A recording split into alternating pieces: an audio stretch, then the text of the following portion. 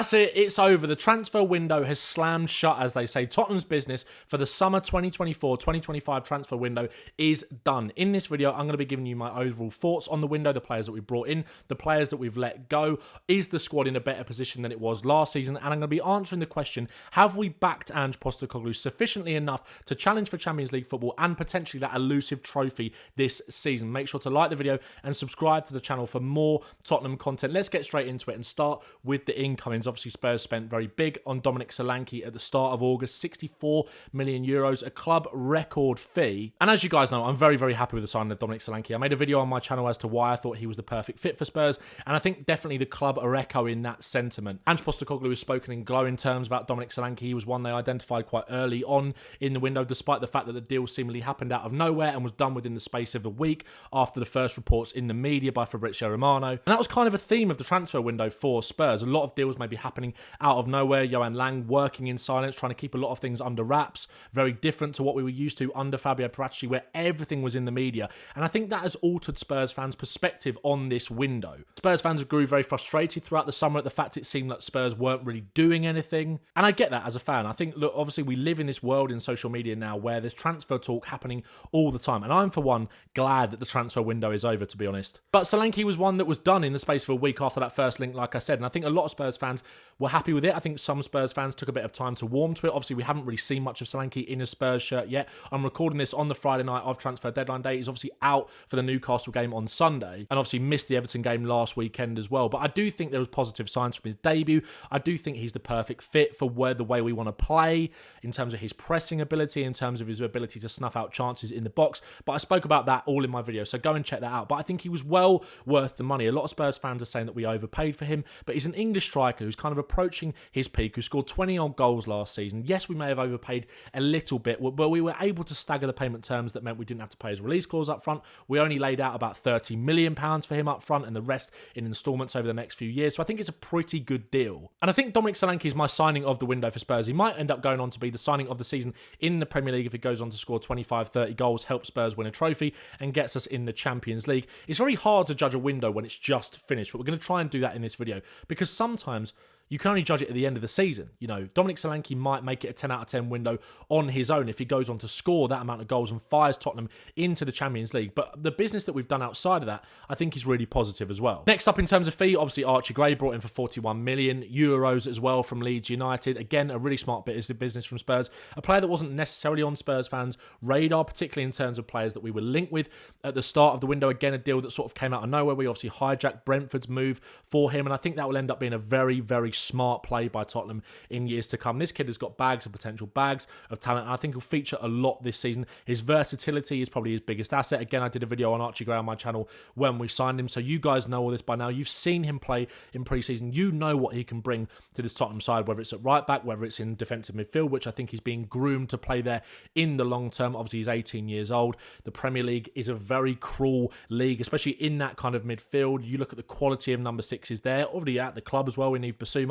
He's probably not going to break into the team as a starter this season, but I do think being in Europe, being in those cup competitions where we can hopefully go deep as well, and being that utility player off the bench at 18 years old to help him in terms of his development, to get him where we want to be in 2, 3, 4, 5 years time, where I think he'll be an England international and I think he'll be a guaranteed starter in this Spurs side. I think it's a very clever bit of recruitment from Tottenham, just like it was for Lucas Bergvall as well. Again, someone that we signed technically in January, but it was obviously made a permanent deal this summer. He was loaned back to his native club in Sweden, and again, the early signs from pre-season are so promising. There was talk a few weeks ago that Spurs kind of abandoned their search for another all-action, well-rounded midfielder because of how well these two have impressed Archie Gray and Lucas Bergvall, and I don't mind that at all. I think Ange Postecoglou can't win sometimes. I do think he was accused at points last season when we had some of these younger players coming through the system and on the bench that he was accused of maybe not backing them or not playing the youngsters.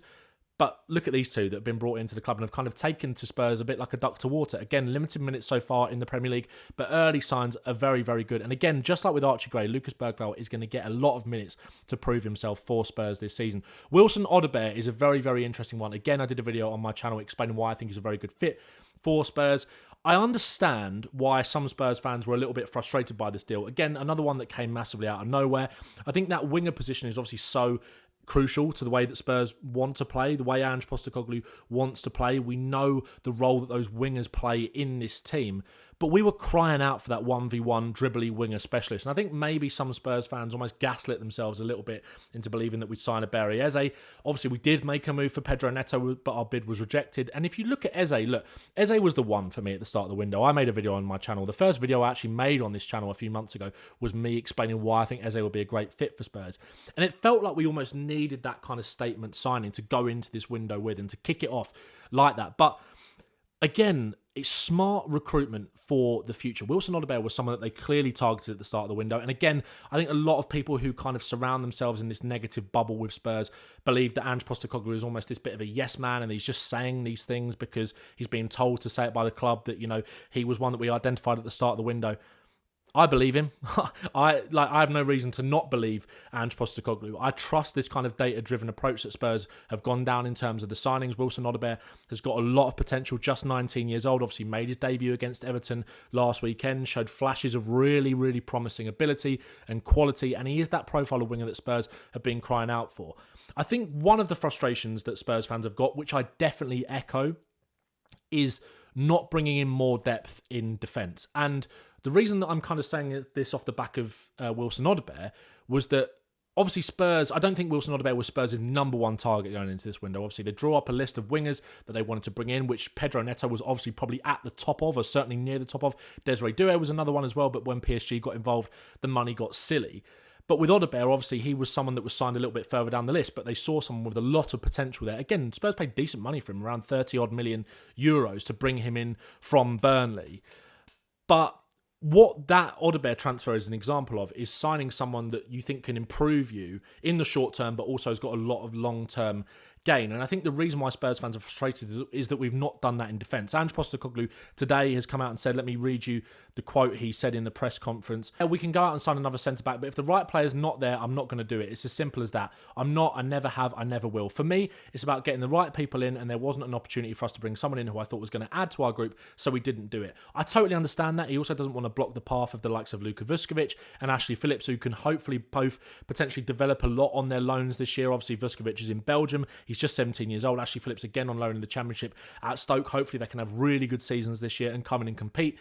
Next year, maybe they see Vuskovic as someone who can have the impact just like Lucas Bergvall is kind of currently having and hopefully can have over the course of the season. So from that perspective, I understand it.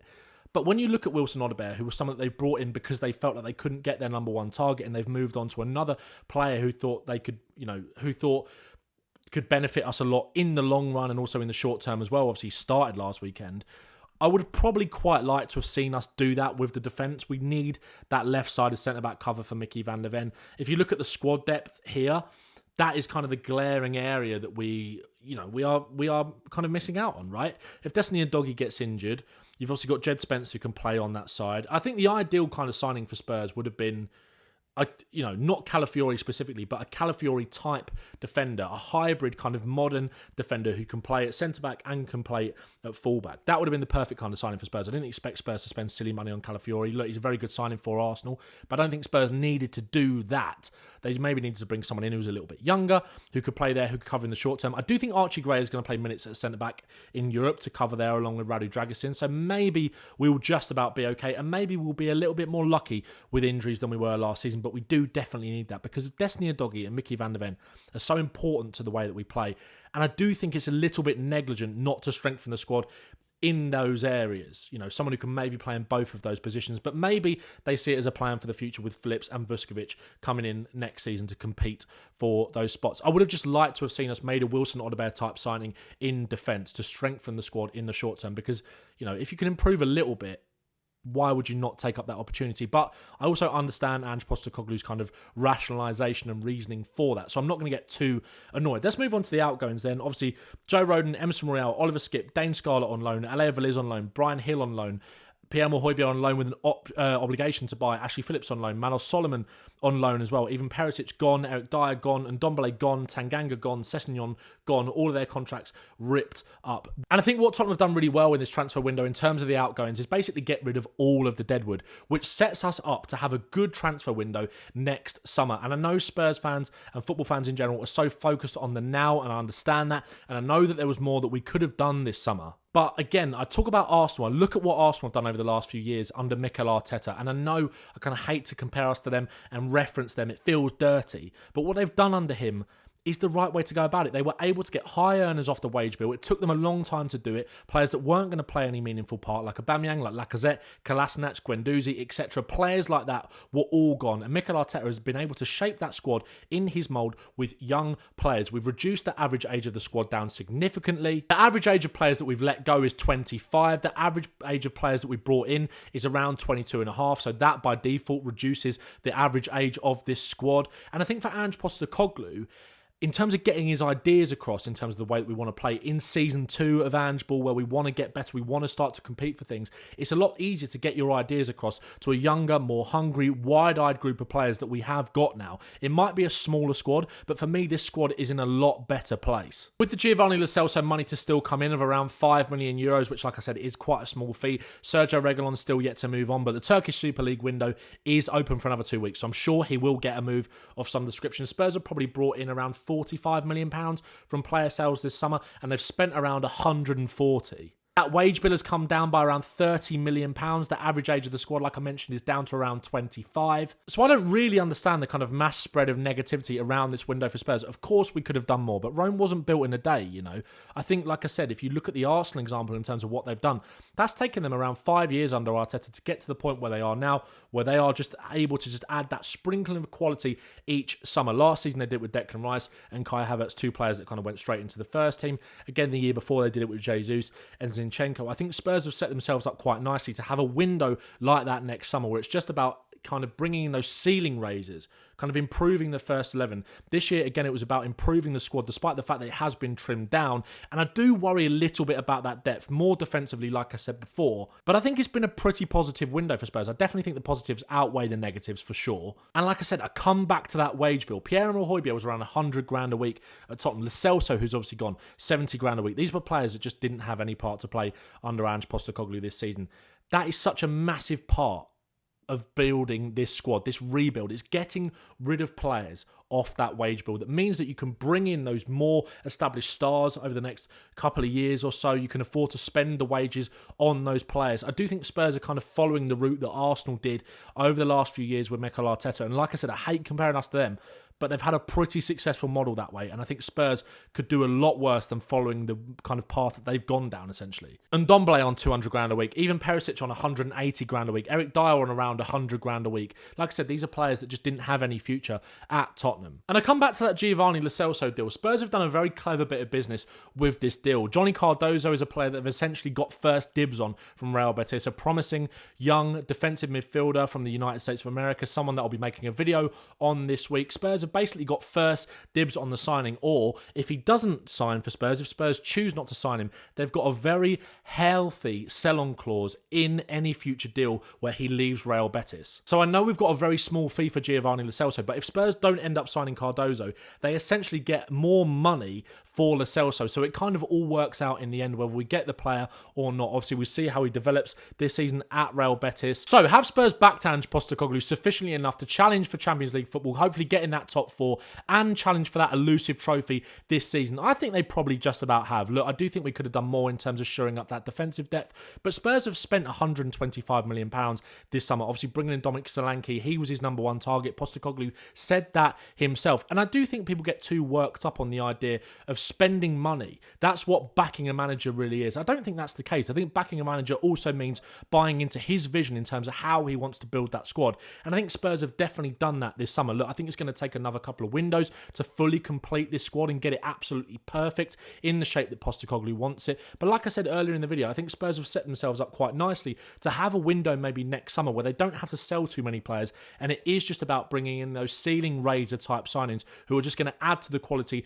that we do already have, potentially go into starters or compete with the starters that are already there. I think they have backed Postecoglou over the last few years, or last year or so when he's been in few windows, I think they've bought into his vision. They brought the average age of this squad squad down. Ange Postecoglou wants young players to work with. I think people are going to kind of be a little bit, sceptical about that. They feel that maybe he hasn't been back. They feel he's been undersold. And look, I understand that side of the argument as well. But Ange Postecoglou has spent around £40 million net in each window since he's been at Spurs in the 3 windows that he has had. So I don't think he can complain about not being back. They've spent the money and also they've bought into his vision. Like I said, they could have backed him up that little bit more with one more signing in the defensive area, someone who can play at left back, who can play at centre back.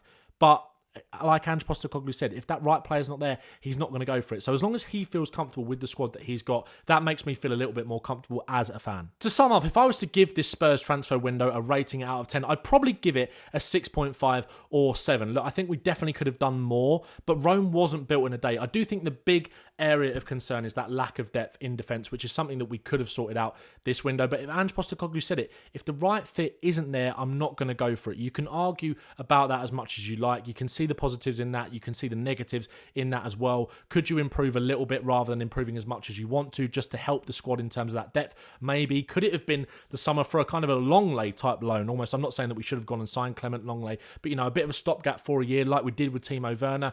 Could that have done the job? Potentially. Would that have made it an 8 or a 9 out of 10? Maybe, maybe not. Who knows? But I'm probably going to give it a 7. I don't think it's been anywhere near as bad as people have made out. And like I said, look, we've got to trust the process with this rebuild. I know people hate hearing that. And look, it's not just about this window. It's about what we can do in the next couple of windows in terms of adding that sprinkling of quality. Next summer, there aren't going to be many players to sell. There isn't much deadwood left in this Tottenham squad at all. It'll be a case of if we get good money or a good offer for certain players who might be a little bit more dispensable than they are now, but would still be good squad players next season, then Spurs would consider those offers. But I don't think there's much to actively look to sell at all going into the next 2 windows in January and next summer. And I think there's a lot to build upon. The foundations are getting stronger. Let's just pray we don't have an injury hit season like we did last year, because then it all could come crashing down. But let me know your thoughts in the comments below. I think we've covered off everything there. Make sure to subscribe to the channel. Make sure to like the video. And hopefully we get a good result against Newcastle at the weekend and have a good season under Ange Postecoglou. Up the Spurs.